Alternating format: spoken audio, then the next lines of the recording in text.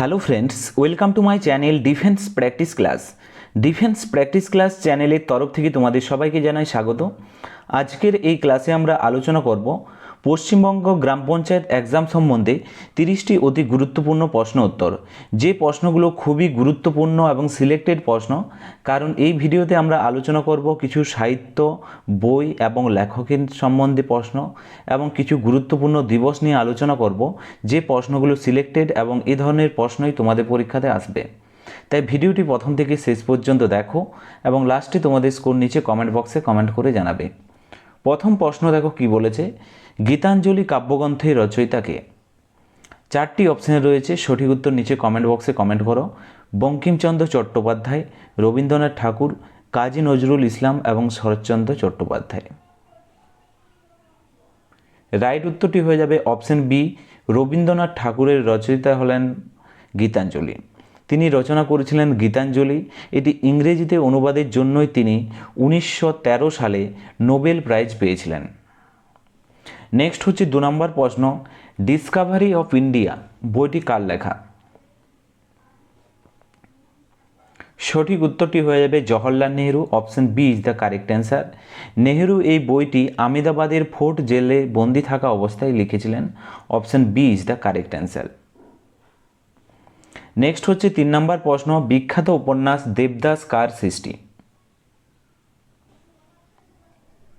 সঠিক উত্তরটি হয়ে যাবে অপশন সি, শরৎচন্দ্র চট্টোপাধ্যায়। এবং তোমরা মনে রাখবে, দেবদাস উপন্যাস অবলম্বনে বাংলা, হিন্দি সহ বহু ভাষায় চলচ্চিত্রও নির্মাণ করা হয়েছিল। অপশন সি এখানে সঠিক উত্তর। নেক্সট হচ্ছে 4 নম্বর প্রশ্ন, আকবরনামা গ্রন্থটি কে রচনা করেন? সঠিক উত্তরটি হয়ে যাবে Abul Fazal. Option A is the correct answer. Akbarnama মূলত মুঘল সম্রাট আকবরের শাসনকাল ও জীবনী নিয়েই লেখা। নেক্সট প্রশ্ন দেখো 5 নম্বর প্রশ্ন, উইংস অফ ফায়ার কার আত্মজীবনী? এই প্রশ্নের সঠিক উত্তরটি হয়ে যাবে এপিজে আব্দুল কালামের। Option A is the correct answer. APJ Abdul কালামকে মিসাইল ম্যান অফ দ্য ইন্ডিয়াও বলা হয়, ভারতের মিসাইল ম্যান বলা হয়। 6 নম্বর প্রশ্ন হচ্ছে, বিখ্যাত পঞ্চতন্ত্র গল্পের রচয়িতাকে? সঠিক উত্তরটি হয়ে যাবে option B is the correct answer, Vishnu Sharma. Panchatantra মূলত নীতিকথা এবং পশু পাখির গল্পের মাধ্যমে শিক্ষা দেওয়ার জন্য রচয়িতা। Option B is the right answer. 7 নম্বর প্রশ্ন হচ্ছে, মেঘদূতম কার রচনা? সঠিক উত্তরটি হয়ে যাবে অপশন সি, কালিদাসের রচনা।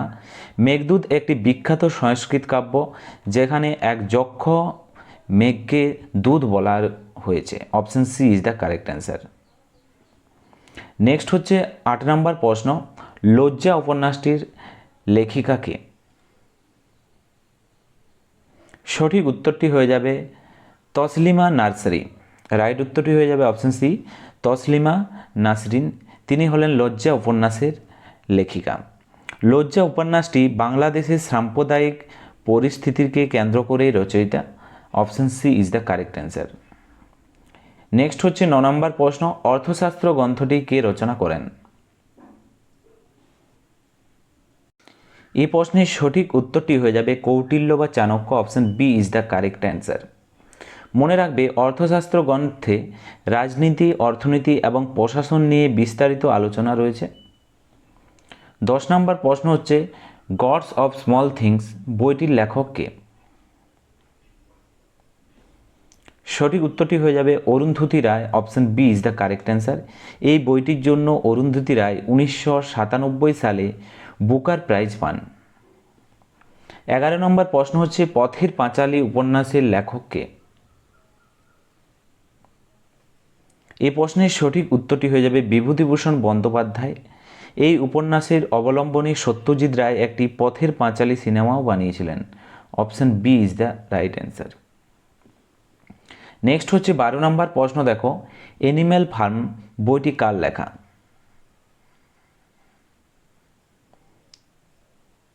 সঠিক উত্তরটি হয়ে যাবে George Orwell. Option A is the correct answer. এবং মনে রাখবে, এটি অ্যানিমেল ফার্ম আসলে রাজনৈতিক একটি রূপধর্মী উপন্যাস। Option A is the correct answer. 13 নম্বর প্রশ্ন হচ্ছে দাস ক্যাপিটাল গ্রন্থটির রচয়িতা কে? সঠিক উত্তরটি হয়ে যাবে অপশন বি, কার্ল মার্ক্সের রচনা দাস ক্যাপিটাল। নেক্সট প্রশ্ন দেখো 14 নম্বর প্রশ্ন, হ্যারি পটার সিরিজের লেখিকা কে? এই প্রশ্নের সঠিক উত্তরটি হয়ে যাবে J.K. Rowling. Option B is the correct answer. Next প্রশ্ন হচ্ছে 15 নম্বর প্রশ্ন, আরণ্য উপন্যাসের রচয়িতা কে? সঠিক উত্তরটি হয়ে যাবে Bibhutibhushan Bandyopadhyay. Option A is the correct answer. Aranyak উপন্যাসের বনজীবন এবং প্রাকৃতিক সৌন্দর্য খুব সুন্দরভাবে ফুটে উঠেছে এখানে। Option B is the correct answer. 16 নম্বর প্রশ্ন হচ্ছে আন্তর্জাতিক নারী দিবস কবে পালিত হয়? সঠিক উত্তরটি হয়ে যাবে অপশন বি, 8ই মার্চ আন্তর্জাতিক নারী দিবস হিসাবে পালন করা হয়। 1975 সালে ইউনাইটেড নেশন আনুষ্ঠানিকভাবে এই দিনটি পালন করা শুরু করে। 17 নম্বর প্রশ্ন হচ্ছে বিশ্ব পরিবেশ দিবস কবে পালিত হয়? সঠিক উত্তরটি হয়ে যাবে অপশন বি, 5ই জুন বিশ্ব পরিবেশ দিবস হিসাবে পালন করা হয় প্রতি বছরই। নেক্সট হচ্ছে 18 নম্বর প্রশ্ন, ভারতের জাতীয় বিজ্ঞান দিবস কবে পালিত হয়? সঠিক উত্তরটি হয়ে যাবে 28শে ফেব্রুয়ারি। সিভি রমনের রমন এফেক্ট আবিষ্কারের স্মরণকে এই দিনটি পালন করা হয়। নেক্সট হচ্ছে 19 নম্বর প্রশ্ন, বিশ্ব জল দিবস কবে পালন করা হয়? সঠিক উত্তরটি হয়ে যাবে অপশন বি, 22শে এপ্রিল। নেক্সট প্রশ্ন হচ্ছে 20 নম্বর প্রশ্ন, দেখো ভারতে জাতীয় ক্রীড়া দিবস কবে পালিত হয়? সঠিক উত্তরটি হয়ে যাবে 29শে August. Option B is the correct answer. Next হচ্ছে 21 নম্বর প্রশ্ন, ভুটানের দীর্ঘতম নদী কোনটি? রাইট অ্যান্সার হয়ে যাবে মানস হচ্ছে ভুটানের দীর্ঘতম নদী। Option C is the correct answer.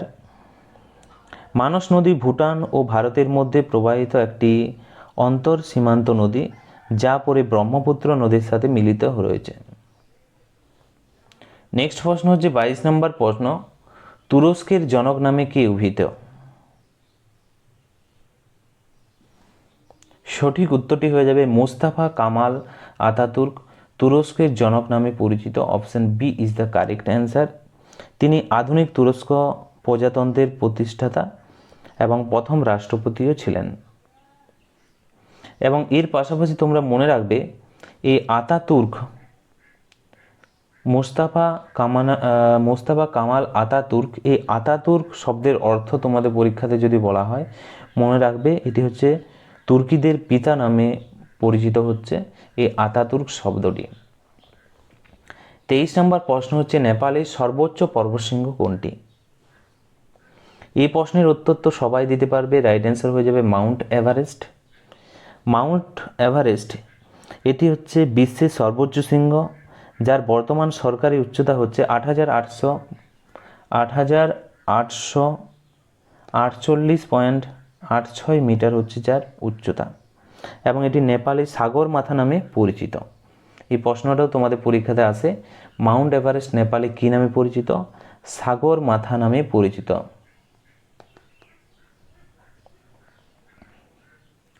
Next প্রশ্ন হচ্ছে 24 নম্বর প্রশ্ন, তিব্বত, নেপাল, ভুটান এবং পশ্চিমবঙ্গের সীমানা বরাবর কোন রাজ্য রয়েছে?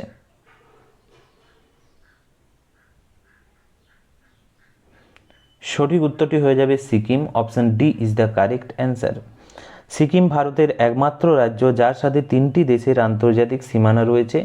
কোন কোন দেশের যদি বলা হয় সেটি 1 নম্বর হয়ে যাবে নেপাল, 2 নম্বর হয়ে যাবে ভুটান এবং 3 নম্বর হয়ে যাবে চীন বা তিব্বত। নেক্সট হচ্ছে 25 নম্বর প্রশ্ন, হরপ্পা সভ্যতায় লাঙ্গল দিয়ে চাষ করা মাঠের প্রমাণ কোথায় পাওয়া গিয়েছে? সঠিক উত্তরটি হয়ে যাবে কালীবঙ্গানে পাওয়া গিয়েছে। Option A is the correct answer. রাজস্থানের এই কালীবঙ্গানে কাঠের লাঙ্গল ব্যবহারের দাগ এবং অগ্নিবেদী বা যজ্ঞ বেদিনীর সন্ধানও পাওয়া গিয়েছে। Option A is the right answer. তো তার সাথে সাথে এই পয়েন্টগুলো মনে রাখবে, সেখানে পাওয়া আর কী কী গিয়েছে সেখানে পাওয়া গিয়েছে যজ্ঞ বেদির সন্ধান পাওয়া গিয়েছে, তাছাড়াও অগ্নিবেদী দাগও পাওয়া গিয়েছে কালীবঙ্গানে। Option A is the right answer. এবং এই কালীবঙ্গান কোথায় অবস্থিত যদি বলা হয়, এটি রাজস্থান রাজ্যে অবস্থিত। 26 নম্বর প্রশ্ন দেখো, মহেঞ্জোদারো শব্দের স্থানীয় অর্থ কী? সঠিক উত্তরটি হয়ে যাবে মৃতের স্তূপ। Option B is the correct answer. মনে রাখবে, রাখালদাস বন্দ্যোপাধ্যায় 1922 সালে এটি আবিষ্কার করেন, সিন্ধু নদীর তীরে আবিষ্কার করেন মহেঞ্জোদারো সভ্যতা, যার অর্থ হচ্ছে মৃতের স্তূপ। অপশান বি সঠিক উত্তর। নেক্সট হচ্ছে 27 নম্বর প্রশ্ন, সিন্ধু সভ্যতায় আবিষ্কৃত প্রথম স্থান কোনটি ছিল? সিন্ধু সভ্যতার আবিষ্কৃত প্রথম স্থানের কথা যদি বলা হয়, হরপ্পা ছিল। Option C is the correct answer. প্রথম আবিষ্কৃত স্থান হরপ্পা হওয়ার কারণে সমগ্র সভ্যতাকে ঐতিহাসিকরা হরপ্পা সভ্যতা নামে অভিহিত করেছে। Option C is the correct answer. Next হচ্ছে 28 নম্বর প্রশ্ন, সিন্ধু সভ্যতায় ঘোড়ার অস্থির অবশিষ্টাংশ কোথায় পাওয়া গেছে? সঠিক উত্তরটি হয়ে যাবে সুরকোন্ডাতে পাওয়া গিয়েছে। Option A is the right answer. মনে রাখবে, সুরকোন্ডারা গুজরাটে অবস্থিত। এখানে একমাত্র সিন্ধু সভ্যতার ঘোড়ার হাড়ের স্পষ্ট প্রমাণ পাওয়া গিয়েছে। Option A is the correct answer. Next প্রশ্ন দেখো, 29 নম্বর প্রশ্ন, ছত্রপতি শিবাজি টার্মিনাল স্টেশনের নকশা কে তৈরি করেছিলেন? সঠিক উত্তর হয়ে যাবে উইলিয়াম স্টিভেন্স। রাইট উত্তর হয়ে যাবে option B, Frederick William Stevens ছিলেন ছত্রপতি শিবাজি টার্মিনাল স্টেশনের নকশাকার। Option B is the correct answer. এটি পূর্বে ভিক্টোরিয়া টার্মিনাল নামে পরিচিত ছিল এবং এটি ইউনেস্কো ওয়ার্ল্ড হেরিটেজ সাইটের অন্তর্গত। আজকের ভিডিওর লাস্ট প্রশ্ন দেখো, 30 নম্বর, পেশোয়া বংশের প্রতিষ্ঠাতা কে ছিলেন? সঠিক উত্তরটি হয়ে যাবে অপশান বি, বালাজি বিশ্বনাথ ছিলেন। তিনি 1713 সালে তিনি প্রথম পেশোয়ায় নিযুক্ত হন এবং তার সময় থেকেই পেশোয়া পদটি বংশানুক্রমিক এবং অত্যন্ত শক্তিশালী হয়ে ওঠে। Option B is the correct answer. তো ফ্রেন্ডস, এগুলি ছিল আজকের ভিডিওর আমাদের গুরুত্বপূর্ণ কিছু প্রশ্ন উত্তর। এবং আজকের এই ভিডিওর লাস্ট প্রশ্ন, যেগুলো তোমাদের জন্য সঠিক উত্তর নিচে কমেন্ট বক্সে কমেন্ট করে জানাও। প্রথম কমেন্ট করে জানাও, প্রথম পানিপথের যুদ্ধ। প্রথম পানিপথের যুদ্ধ কত সালে হয়? দ্বিতীয় পানিপথের যুদ্ধ কত সালে হয়?